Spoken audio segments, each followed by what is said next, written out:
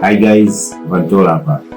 Baada ya kutoa video yangu ya mwisho kuhusiana na supplement 5 kwa ajili ya wanaume, akina dada na wenyewe wamelalamikia kwamba nimewatenga. So wanahitaji kujua supplements gani muhimu kwa wanawake. Na supplement ya kwanza inaitwa iron mineral au madini ya chuma kwa Kiswahili. Na kwa hiyo wanawake hii supplement ni muhimu sana kwa sababu kama tunavyojua wanawake wanakuwa na hedhi na wanakuwa na pia mfano wanapotoka kujifungua wanapoteza damu nyingi sana. So wanapopoteza damu nyingi sana, ili kuweza kurudisha ile damu wanahitaji sana kuwa na madini ya chuma au iron kwenye mwili wao. So tunazipataje madini ya chuma? Ni either wale nyama nyekundu sana, mfano red meat tunaita sema, mfano ng'ombe, nyama ya mbuzi, na pia wanatakiwa wale sana mboga sana kama spinach, zinarudisha damu mwilini. So na pia kupata supplement ya iron au madini ya chuma pia ni muhimu kwa ajili ya kuepuka upungufu wa damu mwilini. Supplement ya pili ambayo ni muhimu sana ni calcium pamoja na vitamin D kwa pamoja. Hii inakusaidia kama kwa wanaume, inakusaidia kuwa na mifupa yenye afya na kuwa na meno yenye afya. Pia inakusaidia kwenye nervous system yako. Kwa hiyo calcium na vitamin D muhimu kwa ajili ya mifupa, muhimu kwa ajili ya meno pia.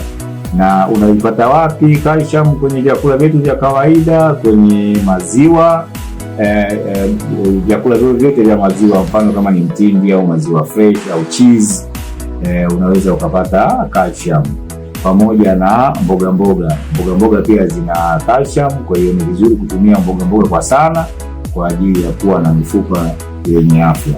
Namba 3 ni magnesium pia kwa wanaume ipo same na kwa wanawake ipo. Magnesium inasaidia kama nilivyosema kuwa ina relax misuli, yani inakuwa inapunguza maumivu ya misuli, kwa hiyo inafanya relaxation ya misuli. Kwa hiyo pia ni nzuri kwa ajili ya moyo, kwa sababu moyo haswa una misuli mingi kwa ajili ya kusukuma damu. So unahitaji kuwa na misuli imara kwenye moyo wako.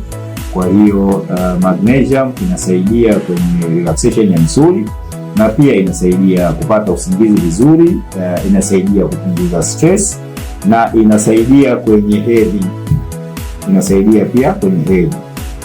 Vyakula ambavyo unaweza ukapata magnesium pamoja na vyakula aina ya njugu, karanga, korosho, yani aina zote za njugu unaweza ukapata magnesium.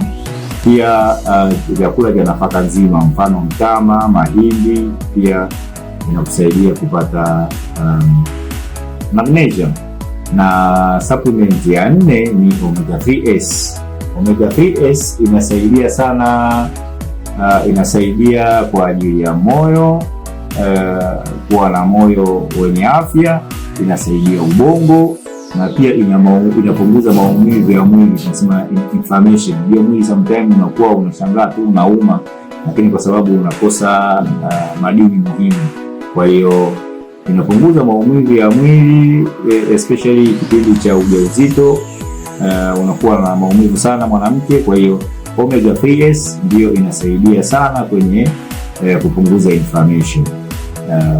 Kama una maswali zaidi au unataka kujua zaidi kuhusu supplements na zinapatikana wapi, unaweza kunipigia simu. Namba yangu ni 0744 004 258, au ukani DM TikTok, ukanitumia WhatsApp pia, naweza nikakuelekeza zaidi. Wewe unaweza kupata supplement zaidi, au kama unahitaji ushauri zaidi wa supplement gani za kutumia, basi nitafute na mimi nitafurahi kukuhudumia.